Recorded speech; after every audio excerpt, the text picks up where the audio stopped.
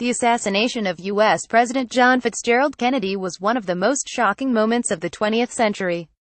And now his death has been thrown into the spotlight again, more than 50 years later.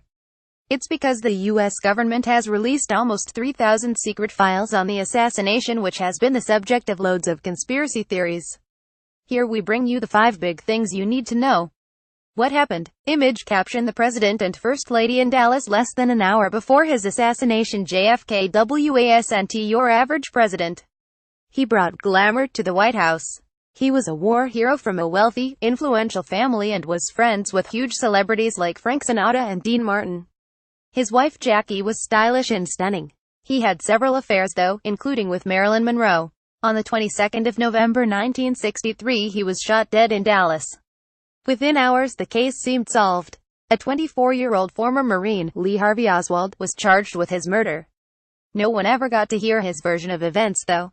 2 days after JFK was killed, Oswald was shot dead by nightclub owner Jack Ruby. His death left a vacuum of facts. It's been filled by conspiracy theories ever since.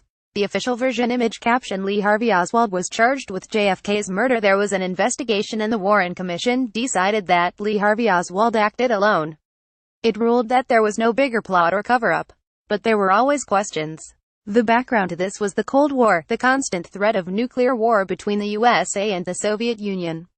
Lee Harvey Oswald had defected to the Soviet Union in 1959. But he went back to America the year before Kennedy's death.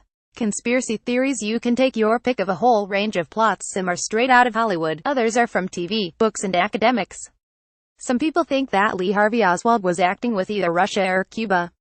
Another theory is that the mafia was behind the assassination. Others blame JFK's vice president, Lyndon Johnson. And then there's the question of how much the CIA and FBI knew about the plot. What so do the new files say? It's going to take weeks to trawl through them.